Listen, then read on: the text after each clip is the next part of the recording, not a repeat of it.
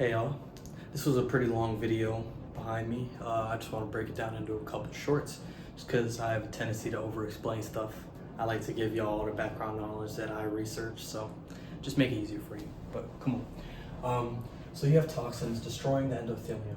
Now before platelets can even activate, you're going to have neutrophils and LDL, lipids, and a bunch of other things leaking into this space, right? Now, this LDL will actually bind proteoglycans in the basement membrane, staying caught, right? These neutrophils are going to release IL-8, which are chemokines, bring in other ones.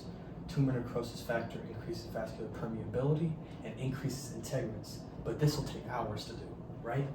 So, injured endothelium releases endothelium, causes reflexive vasoconstriction. This vasoconstriction is short-lived until the clot forms, right? This PDGF that's released from the activated platelets are going to cause smooth muscle cell migration to form the cap. Tumor growth factor beta is actually going to make it a fibrous cap by differentiating the cells into myofibroblasts, right? After you get this clot covered, you don't have to worry about embolization.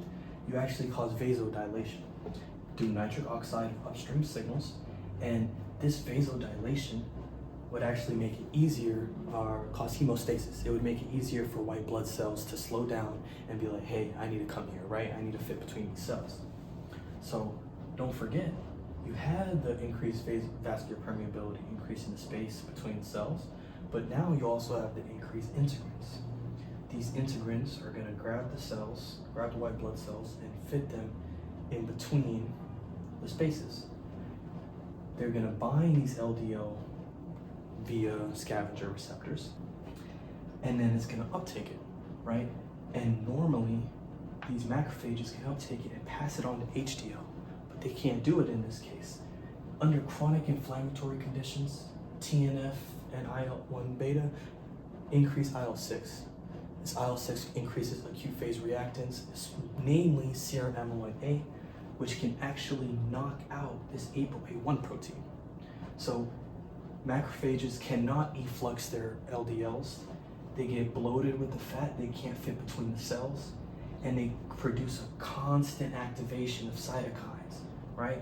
To attract more cells and activate them.